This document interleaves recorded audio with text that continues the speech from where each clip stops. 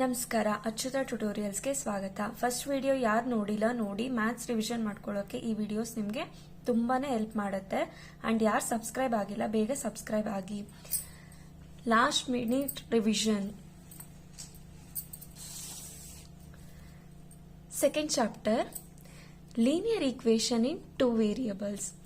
If a number of variables in a linear equation is 2, then it is called linear equation in two variables. Linear equation in one variable ಅಂತ ಅಂದ್ರೆ ಏನು, ಒಂದು variable ಇರುತ್ತೆ, x ಇರುತ್ತೆ ಇಲ್ಲ y ಇರುತ್ತೆ. ಇಲ್ಲಿ ಟೂ ವೇರಿಯಬಲ್ಸ್ ಅಂದಾಗ x and y ಬೋತ್ ಇರುತ್ತೆ. ಅಂದ್ರೆ ಏನು, 5x minus 3y is equal to 10. ಇದು ಒಂದು ಎಕ್ಸಾಂಪಲ್. ಇದು ಕೂಡ ಇನ್ನೊಂದು ಎಕ್ಸಾಂಪಲ್. ಎರಡೆರಡು ವೇರಿಯಬಲ್ಸ್ ಇದ್ರೆ ಅದನ್ನ linear equation in two variables ಅಂತ ಕರಿತೀವಿ. ಇಲ್ಲಿ ನೋಡಿ, solution of linear equation in two variables ಹೆಂಗ್ ಫೈಂಡ್ ಔಟ್ ಮಾಡ್ತೀವಿ ಅಂದ್ರೆ, any pair of values of x and y which satisfy the equation. ಯಾವ್ದನ ಒಂದು ಪೇರು, ಎಕ್ಸ್ ಮತ್ತೆ ವೈ ಇರುವಂತಹ ಯಾವ್ದನ ಒಂದು ಪೇರು, ಅದು ಯಾವ್ದನ್ನ ಈಕ್ವೇಶನ್ ಸ್ಯಾಟಿಸ್ಫೈ ಮಾಡಬೇಕು, ax plus by plus c is equal to 0. ಈ ಈಕ್ವೇಶನ್ ಸ್ಯಾಟಿಸ್ಫೈ ಆಗಬೇಕು. ಮತ್ತೆ a ಮತ್ತೆ b ನಾಟ್ ಈಕ್ವಲ್ ಟು 0 ಆಗಿರುತ್ತೆ. ಅವಾಗ ಆ ಈಕ್ವೇಶನ್ ನಾವೇನಂತ ಕರಿತೀವಿ, ಲೀನಿಯರ್ ಈಕ್ವೇಶನ್ ಅಂತ ಕರಿತೀವಿ. ಡಿಫರೆಂಟ್ ಮೆಥಡ್ಸ್ ಇದೆ ನಮಗೆ ಲೀನಿಯರ್ ಈಕ್ವೇಶನ್ಸ್ ನ ಟೂ ವೇರಿಯಬಲ್ಸ್ ಅಲ್ಲಿ ಇರೋದನ್ನ ಸಾಲ್ವ್ ಮಾಡಕ್ಕೆ. ಫಸ್ಟ್ ಮೆಥಡ್ ಬಂದ್ಬಿಟ್ಟು ಎಲಿಮಿನೇಷನ್ ಮೆಥಡ್. ಈ ಮೆಥಡ್ ಇದೇನಿದೆ ಫಾರ್ಮೇಟ್ ಒಂದ್ಸತಿ ಓದ್ಕೊಳ್ಳಿ. ಎಲಿಮಿನೇಷನ್ ಮೆಥಡ್ಗೆ ಒಂದು ಎಕ್ಸಾಂಪಲ್ ಕೊಟ್ಟಿದ್ದಾರೆ. Solve the following pair of linear equations x plus y is equal to 5 and 2x minus 3y is equal to 4 ಅಂತ ಕೊಟ್ಟಿದ್ದಾರೆ. ಕೊಟ್ಟಿರೋ ಈಕ್ವೇಶನ್ಸ್ ನಾವೇನ್ ಮಾಡಬೇಕು, ಈಕ್ವೇಶನ್ 1 ಈಕ್ವೇಶನ್ 2 ಅಂತ ಹೇಳ್ಬಿಟ್ಟು ನಾವೇನ್ ಮಾಡಬೇಕು, ಎರಡು ಈಕ್ವೇಶನ್ ಆಗಿ ಮಾಡ್ಕೋಬೇಕು. ಇಲ್ಲಿ ನೋಡ್ಬೇಕು, ನಾವು ಅಬ್ಸರ್ವ್ ಮಾಡ್ಬೇಕು. ಫಸ್ಟ್ ಈಕ್ವೇಶನ್ ಅಲ್ಲಿ ಯಾವ ನಂಬರ್ನು ನಾವು ಹಾಕೊಳಕ್ ಬರಲ್ಲ. ಇಲ್ಲೇನ್ ಮಾಡ್ಬೋದು, ನಾವು ಕ್ಯಾನ್ಸಲ್ ಮಾಡ್ಬೋದಲ್ವಾ, ಎಲಿಮಿನೇಟ್ ಮಾಡಬೇಕು. ಸೊ ಇಲ್ಲೇನ್ ಮಾಡೋಣ, ಪ್ಲಸ್ ಮೈನಸ್ ಇದೆ, ಸೊ ಇಲ್ಲಿ 3 ಇದೆ. ನಾವೇನ್ ಮಾಡಬೇಕು, ಫಸ್ಟ್ ಈಕ್ವೇಶನ್ಗೆ 3 ಇಂದ ಮಲ್ಟಿಪ್ಲೈ ಮಾಡಿ, ಸೆಕೆಂಡ್ ಈಕ್ವೇಶನ್ಗೆ 1 ಇಂದ ಮಲ್ಟಿಪ್ಲೈ ಮಾಡಿದಾಗ ನಮ್ಗೆ ಈ ರೀತಿ ಸಿಗುತ್ತೆ. ಇಲ್ಲಿ ನೋಡಿ, ಪ್ಲಸ್ 3y ಮೈನಸ್ 3y ಏನಾಗುತ್ತೆ, ಕ್ಯಾನ್ಸಲ್ ಆಗುತ್ತೆ. 3 ಪ್ಲಸ್ 2 5x ಆಗುತ್ತೆ, ಇಸ್ ಈಕ್ವಲ್ ಟು 15 ಪ್ಲಸ್ 4 19 ಆಗುತ್ತೆ. x ಸಾಲ್ವ್ ಮಾಡಿದ್ರೆ 19/5 ಆಗುತ್ತೆ. ಇದು ಇನ್ನೊಂದು ಆಲ್ಟರ್ನೇಟಿವ್ ಮೆಥಡ್. ನೀವು ಮಲ್ಟಿಪ್ಲಿಕೇಶನ್ ಈ ರೀತಿನೂ ಮಾಡ್ಕೊಂಡು ಎಕ್ಸ್ ವ್ಯಾಲ್ಯೂನ ಫೈಂಡ್ ಔಟ್ ಮಾಡ್ಕೋಬಹುದು. ಅಂಡ್ ಈ ವ್ಯಾಲ್ಯೂನ ಬಂದಿರುವಂತ ಎಕ್ಸ್ ವ್ಯಾಲ್ಯೂನ ನಾವೇನ್ ಮಾಡಬೇಕು, ಈಕ್ವೇಶನ್ 1ಗೆ ನಾವೇನ್ ಮಾಡಬೇಕು, ಸಬ್ಸ್ಟಿಟ್ಯೂಟ್ ಮಾಡಿದಾಗ ನಮ್ಗೆ ಏನಾಗುತ್ತೆ, y ವ್ಯಾಲ್ಯೂ ಸಿಗುತ್ತೆ. y ವ್ಯಾಲ್ಯೂ ಎಷ್ಟು, 6/5 ಆಗಿರುತ್ತೆ. Next, sum of two numbers is 32 if one of them is minus 36. ಯಾವುದೋ ಒಂದು ಮೈನಸ್ 36 ಆಗಿರುತ್ತೆ. ದೆನ್ ದ ಅದರ್ ನಂಬರ್ ಎಷ್ಟು ಅಂತ ಹೇಳಿ ಕೇಳಿದ್ದಾರೆ. ಸೊ ಅವ್ರು ಕೊಟ್ಟಿರುವಂತ ನಂಬರ್ಸ್ ಎಕ್ಸ್ ಅಂಡ್ ವೈ ಅಂತ ತಗೊಂಡ್ರೆ, ಕ್ವಶನ್ ಪ್ರಕಾರ ಏನು, x plus y is equal to 32. ನಾವಿಲ್ಲಿ ಯಾವ್ದಾನ ಒಂದ್ ನಂಬರು 36 ಅಂತ ತಗೋಬೇಕು ಅಂತ ಹೇಳಿದ್ದಾರೆ, ಮೈನಸ್ 36 ಅಂತ ಹೇಳ್ಬಿಟ್ಟು. ಸೊ ನಾವೇನ್ ಮಾಡೋಣ, ಎಕ್ಸ್ ನ ಮೈನಸ್ 36 ಅಂತ ಹೇಳ್ಬಿಟ್ಟು ತಗೊಂಡ್ರೆ, minus 36 plus y is equal to 32 ಆಯ್ತು. Y is equal to 32. ಇಲ್ಲಿ ಮೈನಸ್ 36 ಇದ್ದು ಈ ಕಡೆ ಬಂದ್ರೆ ಏನಾಗುತ್ತೆ, ಪ್ಲಸ್ 36 ಆಗುತ್ತೆ. So y is equal to 68 ಆಯ್ತು. ನಮಗೆ ಬೇಕಾಗಿರೋ ಇನ್ನೊಂದು ನಂಬರ್ ಯಾವುದು, 68. ನೆಕ್ಸ್ಟ್ ಮೆಥಡ್ ಬಂದ್ಬಿಟ್ಟು ಸಬ್ಸ್ಟಿಟ್ಯೂಷನ್ ಮೆಥಡ್. ಈ ಸ್ಟೆಪ್ಸ್ ನ ನೀವು ಒಂದ್ಸತಿ ವಿಡಿಯೋ ಪಾಸ್ ಮಾಡಿ ಒಂದ್ಸತಿ ನೋಡ್ಕೊಳ್ಳಿ, ಈಸಿಯಾಗಿ ಅರ್ಥ ಆಗುತ್ತೆ. ಎಕ್ಸಾಂಪಲ್ಸ್ ಹೋಗೋಣ.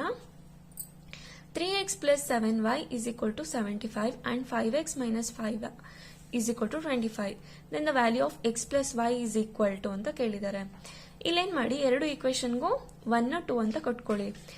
ಇಲ್ಲಿ ನಮ್ಗೇನು ಸಬ್ಸ್ಟಿಟ್ಯೂಷನ್ ಮೆಥಡ್. ಸಬ್ಸ್ಟಿಟ್ಯೂಷನ್ ಮೆಥಡ್ ಅಂದ್ರೆ ಏನು, ನಾವು ಒಂದು ವ್ಯಾಲ್ಯೂ ಎಕ್ಸ್ ಇಲ್ಲ ವೈ ನ ಕಂಡಿಡ್ಬಿಟ್ಟು ನಾವು ಬಂದಿರುವಂತ ಎಕ್ಸ್ ವ್ಯಾಲ್ಯೂನ ಅಥವಾ ವೈ ವ್ಯಾಲ್ಯೂನ ಇನ್ನೊಂದಕ್ಕೆ ಸಬ್ಸ್ಟಿಟ್ಯೂಷನ್ ಮಾಡಿದಾಗ, ಈಕ್ವೇಶನ್ ಸಬ್ಸ್ಟಿಟ್ಯೂಟ್ ಮಾಡಿದಾಗ ನಮಗೆ ಫೈನಲ್ ಆಗಿ ಇನ್ನೊಂದು ವ್ಯಾಲ್ಯೂ ಸಿಗುತ್ತೆ. ಸೊ ಅದನ್ನ ನಾವು ಸಬ್ಸ್ಟಿಟ್ಯೂಷನ್ ಮೆಥಡ್ ಅಂತ ಕರಿತೀವಿ. ಸೊ ಇಲ್ಲಿ ಎರಡು ಈಕ್ವೇಶನ್ ಅಬ್ಸರ್ವ್ ಮಾಡಿದಾಗ, ಸೆಕೆಂಡ್ ಈಕ್ವೇಶನ್ ನೋಡಿ, 5x minus 5y is equal to 25. ಅಂದ್ರೆ 5 ಟೇಬಲ್ಸ್ ಅಲ್ಲೇ ಇದೆ ಅಲ್ವಾ ಇವಿಷ್ಟು. ಸೊ ನಾವೇನ್ ಮಾಡಬೇಕು, ಇಲ್ಲಿ ಡಿಫ್ರೆಂಟ್ ಆಗಿದೆ, 3 7 75 ಮೂರು ಡಿಫ್ರೆಂಟ್ ಆಗಿದೆ. ಸೊ ಸೆಕೆಂಡ್ ಇಕ್ವೇಶನ್ಗೆ ನಾವು ಹೋಗೋಣ. ಸೆಕೆಂಡ್ ಇಕ್ವೇಶನ್ಗೆ ಹೋದಾಗ 5 ಕಾಮನ್ ತಗೋಬಹುದು, x minus 5 is equal to 25. So x minus 5ಗೆ ಸಾಲ್ವ್ ಮಾಡಿದಾಗ 25/5 ಆಯ್ತು. ಇದು 5 1s 5 5s 25. So x minus 5 is equal to 5. X value ಎಷ್ಟಾಗಿರುತ್ತೆ 5 ಪ್ಲಸ್ ಮೈನಸ್ ವೈ ಈ ಕಡೆ ಬಂದ್ರೆ ಪ್ಲಸ್ ವೈ ಆಯ್ತು. ಇದು ಈಕ್ವೇಶನ್ 3 ಅಂತ ಅನ್ಕೊಳ್ಳೋಣ. ನಮಗೆ ಒಂದು ವ್ಯಾಲ್ಯೂ ಸಿಕ್ತು, ಎಕ್ಸ್ ವ್ಯಾಲ್ಯೂ ಸಿಕ್ಕಿದೆ. ಸೊ ಇದನ್ನ ನಾವೇನ್ ಮಾಡೋಣ, ಈಕ್ವೇಶನ್ 1ಗೆ ಸಬ್ಸ್ಟಿಟ್ಯೂಷನ್ ಮಾಡ್ಕೊಳ್ಳೋಣ. 3 5 plus 5 plus 7y is equal to 75 ಆಯ್ತು. ನೆಕ್ಸ್ಟ್ ನೋಡಿ 15 plus 3y plus 7y is equal to 75 ಆಯ್ತು. ಟೋಟಲ್ ಮಾಡಿ ನೀವು. ಇದು 3 ಪ್ಲಸ್ 7 ಎಷ್ಟು 10y ಪ್ಲಸ್ 75, ಈ ಕಡೆ ಇದ್ದು ಮೈನಸ್ 15 ಆಗುತ್ತೆ. ಸೊ ವೈಗೆ ಸಾಲ್ವ್ ಮಾಡ್ಕೊಂಡಾಗ ನಮ್ಗೆ ಎಷ್ಟು ಸಿಗುತ್ತೆ, 6 ಸಿಗುತ್ತೆ. ನಮಗೆ ಎಕ್ಸ್ ಕಂಪ್ಲೀಟ್ ಆಗಿ ಸಿಕ್ಕಿರ್ಲಿಲ್ಲ. ಸೊ ಇಕ್ವೇಶನ್ 3ಗೆ ನಾವು ಸಬ್ಸ್ಟಿಟ್ಯೂಟ್ ಮಾಡಿದಾಗ ಇದಲ್ವಾ ನಮ್ಮ ಇಕ್ವೇಶನ್ 3, ಇದಕ್ಕೆ ನಾವೇನ್ ಮಾಡೋಣ, ವೈ ವ್ಯಾಲ್ಯೂನ ಹಾಕೊಂಡಾಗ ನಮಗೆ ಎಕ್ಸ್ ಇಸ್ ಈಕ್ವಲ್ ಟು 11 ಸಿಗುತ್ತೆ. ಸೊ ಅವ್ರು ಟೋಟಲ್ ಕ್ವಶನ್ ಅಲ್ಲಿ ಏನ್ ಕೇಳಿದ್ದಾರೆ, find the value of x plus y ಅಂತ ಕೇಳಿದ್ರು ಅಲ್ವಾ. ಸೊ ನಾವೇನ್ ಮಾಡ್ಬೇಕು, ಎಕ್ಸ್ ಪ್ಲಸ್ ವೈ ಮಾಡಿದಾಗ ನಮಗೆ 17 ಸಿಕ್ತು. ನಮಗೆ ರಿಕ್ವೈರ್ಡ್ ಆನ್ಸರ್ ಎಷ್ಟು, 17. ನೆಕ್ಸ್ಟ್ ಮೆಥಡ್ ಬಂದ್ಬಿಟ್ಟು ಕ್ರಾಸ್ ಮಲ್ಟಿಪ್ಲಿಕೇಶನ್ ಮೆಥಡ್. ಈ ಮೆಥಡ್ ಅಲ್ಲಿ ಏನು, ನಿಮಗೆ 2 ಇಕ್ವೇಶನ್ಸ್ ಇರುತ್ತೆ, ಪೇರ್ ಆಫ್ ಇಕ್ವೇಶನ್ಸ್ ಇರುತ್ತೆ. ಅದಕ್ಕೆ 1 ಅಂತ ನಂಬರು, ಇಲ್ಲಿ 2 ಅಂತ ನಂಬರು ಕೊಟ್ಕೊಂಡು ಹೋಗಿದೀವಿ. ಈ ಈಕ್ವೇಶನ್ಸ್ ನಾವು ಸಾಲ್ವ್ ಮಾಡಬೇಕು ಫಾರ್ಮುಲಾ ಯೂಸ್ ಮಾಡಿಕೊಂಡು. ಇದನ್ನ ನೀವು ಪರ್ಫೆಕ್ಟ್ ಆಗಿ ಬರ್ಕೋಬೇಕು.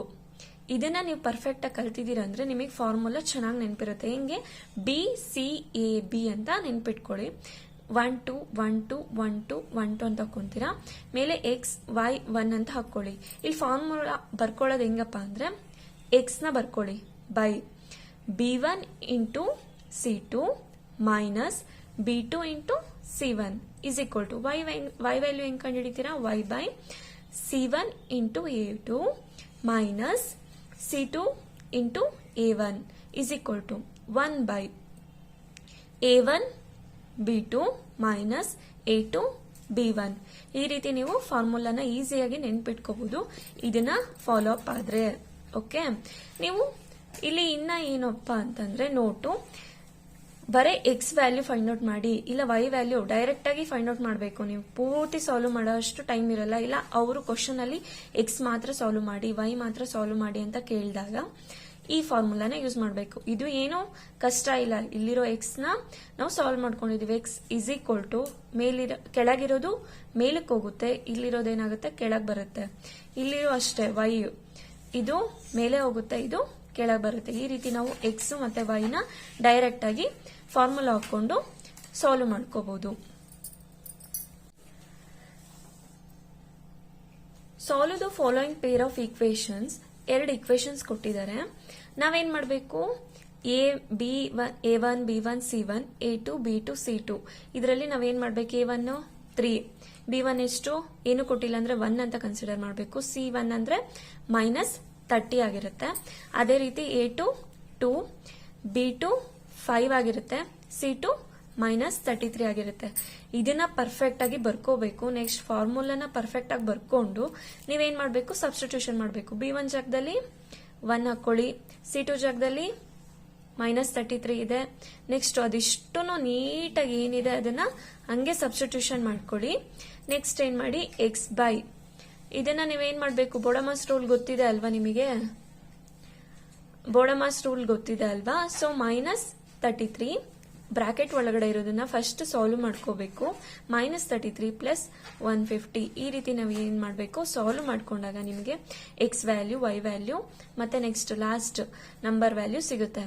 ಅದನ್ನ ನೀವೇನ್ ಮಾಡ್ಬೇಕು, ಫಾರ್ಮುಲಾದಲ್ಲಿ ಅಲ್ಲಿ ಮಾಡಿದ್ವಲ್ಲ ಅದೇ ತರನೇ ಎಕ್ಸ್ ಇಸ್ ಈಕ್ವಲ್ ಟು ಇದು ಮೇಲೆ ಹೋಗುತ್ತೆ, ಇಲ್ಲಿರೋ ನಂಬರು ಕೆಳಗಡೆ ಬರುತ್ತೆ. ವೈ ಅಲ್ಲೂ ಕೂಡ ಇದು ಮೇಲೆ ಹೋಗುತ್ತೆ, ಇದು ಕೆಳಗಡೆ ಬರುತ್ತೆ.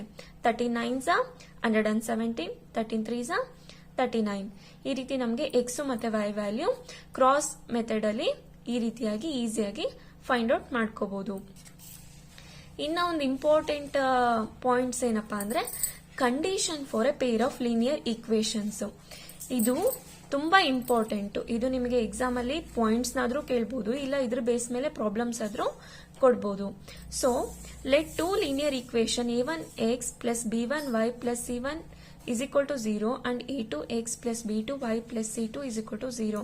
ಇಲ್ಲೇನು 2 linear equations, peer of linear equations ಕೊಟ್ಟಿದ್ದಾರೆ. ಇದ್ರ ಬೇಸ್ ಮೇಲೆ 3 ಪಾಯಿಂಟ್ಸ್ ಕೊಟ್ಟಿದ್ದಾರೆ.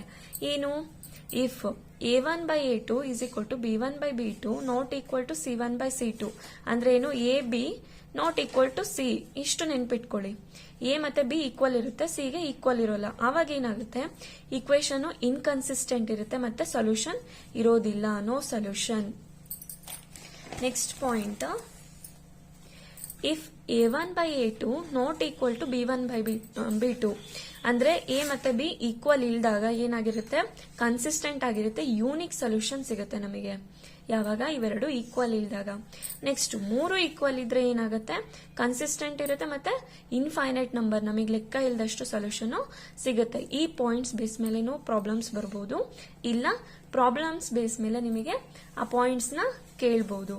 ನೋಡಿ example, for which values of c the pair of equations 2x plus 2y is equal to 8 and 8x plus 10y is equal to c have a unique solution ಅಂತ ಕೇಳಿದ್ದಾರೆ. ಅವ್ರು ಕೊಟ್ಟಿರೋ pairs ನ ನಾವು ಬರ್ಕೊಳ್ಳೋಣ. ಅಂದ್ರೆ ಏನ್ ಮಾಡ್ಬೇಕು, a1 by a2, a1 by a2 ಅಂದ್ರೆ ಏನು, a1 ಯಾವುದು 2, a2 ಅಂದ್ರೆ ಎಷ್ಟು 8 ಅಲ್ವಾ. ಇದನ್ನ ನೀವು ಇಲ್ಲಿ ಕೆಳಗಡೆ ಸಿಂಪಲ್ ಆಗಿ ಬರ್ಕೋಬಹುದು, a1 a2 ಆತರ, a1 a2 b1 b2 c1 c2 ಈ ತರ ನೀವು ಇದ್ರ ಕೆಳಗಡೆನೂ ಬರ್ಕೋಬಹುದು. ಇಲ್ಲ ಈ ತರ ಡೈರೆಕ್ಟ್ ಆಗಿ ನಿಮ್ಗೆ ಈಸಿಯಾಗಿ ಅರ್ಥ ಆಗುತ್ತೆ, ನೋಡಿದ್ರೆ ಗೊತ್ತಾಗುತ್ತೆ ಅಂದ್ರೆ a1 by a2 ಅಂತ ಬರ್ಕೊಂಡು 2 by 8 ಅಂತ ಬರ್ಕೊಂಡು ಇದನ್ನ 2 1s 2 4s 1 by 4 ಸಿಕ್ತು. ಅದೇ ರೀತಿ b1 by b2 ಮಾಡಿದಾಗ ನಮ್ಗೆ ಏನ್ ಸಿಗುತ್ತೆ, 2 ಮತ್ತೆ 10 ಸಿಗುತ್ತೆ. ಅಂದ್ರೆ 2 1s 2 5s 1 by 5 ಸಿಕ್ತು. ಅದೇ ರೀತಿ ಸಿ ಮಾಡಬೇಕು. ಅವ್ರು ಏನ್ ಕೇಳಿದ್ದಾರೆ, for which values of C. ಇಲ್ಲಿ ನೋಡಿ ಯೂನಿಕ್ ಸೊಲ್ಯೂಷನ್ ಬಗ್ಗೆ ಕೇಳಿದಾರೆ ಅಲ್ವಾ. ಇಲ್ಲಿ ನೋಡಿ ನಾವು ಓದಿದ್ವಿ, ಯೂನಿಕ್ ಸೊಲ್ಯೂಷನ್ ಅಲ್ಲಿ ಸಿ ಬಗ್ಗೆ ಕೊಟ್ಟೇ ಇಲ್ಲ. ಸೊ ಸಿ ಬಗ್ಗೆ ನಾವು ಏನಕ್ಕೆ ತಲೆ ಕೆಡಿಸ್ಕೋಬೇಕು, ಸಿ ವ್ಯಾಲ್ಯೂ ಎಷ್ಟು ಬಂದ್ರೆ ಏನು, ಎ ಮತ್ತೆ ಬಿ ಈಕ್ವಲ್ ಇಲ್ಲ ಅಂತಂದ್ರೆ ಅದು ಯೂನಿಕ್ ಸೊಲ್ಯೂಷನ್ ಅಲ್ವಾ. ಸೊ ಏನಾಗಿರ್ಬೇಕು, ಎ ಮತ್ತೆ ಬಿ ಈಕ್ವಲ್ ಇಲ್ಲ, ಇದನ್ನ ಯಾವ್ದು ಸಬ್ಸ್ಟಿಟ್ಯೂಷನ್ ಬೇಕೇ ಇಲ್ವಲ್ಲ, ಸಿ ವ್ಯಾಲ್ಯೂ ಬೇಕೇ ಇಲ್ಲ ನಮಗೆ, ನನ್ ಆಫ್ ದೀಸು ಬೇಕಾಗಿಲ್ಲ. ಸೊ ಆಪ್ಷನ್ ಎ ಕರೆಕ್ಟ್ ಆಗಿರುತ್ತೆ, ಸಿ ಬಿಲಾಂಗ್ಸ್ ಟು ಆರ್ ಆಗಿರುತ್ತೆ. ನೆಕ್ಸ್ಟ್ ಎಕ್ಸಾಂಪಲ್ ನೋಡೋಣ. For which value of P the pair of equations 6x plus 5y is equal to 4 and 12x plus py is equal to -8 as no solution. No solution ಅಂದ್ರೆ ಏನು, first point ನೆನಪಿದೆಯಾ ನಿಮ್ಗೆ, ಏನಿತ್ತದು first point ನೋಡಿ ಒಂದ್ಸತಿ. First point ಏನ್ ಕೊಟ್ಟಿದ್ವಿ, a1 by a2 is equal to b1 by b2 is equal to is not equal to c1 by c2. a ಮತ್ತೆ b equal ಇರಬೇಕು, c ಗೆ ನಾಟ್ ಈಕ್ವಲ್ ಇರಬೇಕು. ಸೊ ನಾವೇನ್ ಮಾಡ್ಬೇಕಿಲ್ಲಿ, ಯಾವ ವ್ಯಾಲ್ಯೂ p ಜಾಗದಲ್ಲಿ ಯಾವ ವ್ಯಾಲ್ಯೂ ಹಾಕಿದ್ರೆ ನಮಗೆ ಏನು a1 a2 b1 b2 equal ಆಗಿ ಸಿಗುತ್ತೆ ಅಂತ ಹೇಳ್ಬಿಟ್ಟು ನೋಡಿ. a1 by a2 ಅಂತಂದ್ರೆ 6 by 12, ಅದು 1 by 2 ಆಯ್ತು, ಯಾಕಂದ್ರೆ 6 1s 6 2s. Next b1 by b2 5 by p ಅಂತ ಹಾಕೊಂಡಿದೀವಿ. c1 by c2 ನಮ್ಗೆ ಏನಾಗಬೇಕು, c1 by c2 ಎಷ್ಟನ ಬರ್ಲಿ ಈಕ್ವಲ್ ಆಗಿರ್ಬಾರ್ದಲ್ವಾ. ಅದು ಸಾಲ್ವ್ ಮಾಡಿದಾಗ ನಮಗೆ 1 by -2 ಸಿಕ್ತು. ಇನ್ನು ನಮಗೆ ಅವಶ್ಯಕತೆ ಇಲ್ಲ, ಏನು not equal ಬರ್ಬೇಕಿದು. b1 by b2 ಏನಾಗಿರ್ಬೇಕು, a1 by e2 ಬಂದಿದೆಯಲ್ಲ 1 by 2 ಅದೇ ತರ ಬರಬೇಕು. ಸೊ p ಯಾವ್ದು ಹಾಕ್ಬೇಕು, 7 ಹಾಕಿದ್ರೆ ಏನಾಗುತ್ತೆ, 5 by 7 ಆಗುತ್ತೆ, ಸಾಲ್ವ್ ಆಗಲ್ಲ. 8 ಹಾಕಿದ್ರು ಸಾಲ್ವ್ ಆಗಲ್ಲ, 9 ಹಾಕಿದ್ರು ಸಾಲ್ವ್ ಆಗಲ್ಲ. ಅದೇ 10 ಹಾಕಿದಾಗ 5 1s 5 2s. ಸೊ ನಮ್ಗೆ ಏನ್ ಸಿಗುತ್ತೆ, p ಗೆ ನಾವ್ ಎಷ್ಟು ಹಾಕಿದ್ರೆ 5 by 10 ಹಾಕಿದ್ರೆ 1s 2s. So b1 by b2 ಕೂಡ 1 by 2 ಆಯ್ತು. ಅವಾಗ ಏನಾಯ್ತು, ನಮಗೆ a1 by a2 is equal to b1 by b2 and not equal to c1 by c2 ಆಯ್ತು. ಅವಾಗ ಏನಾಯ್ತು, ನಮಗೆ ನೋ ಸೊಲ್ಯೂಷನ್ ಸಿಗುತ್ತೆ. ಸೊ ಆಪ್ಷನ್ 4 ಅನ್ನೋದೇನು, 10 ಹಾಕಿದಾಗ ನಮಗೆ p ವ್ಯಾಲ್ಯೂ ಈಸಿಯಾಗಿ ನಮಗೆ ಕರೆಕ್ಟ್ ಆಗಿ ಸಿಗುತ್ತೆ. ಓಕೆ ಫ್ರೆಂಡ್ಸ್, ಇಲ್ಲಿಗೆ ನಮ್ಮ ಕ್ಲಾಸ್ ಮುಗ್ದು.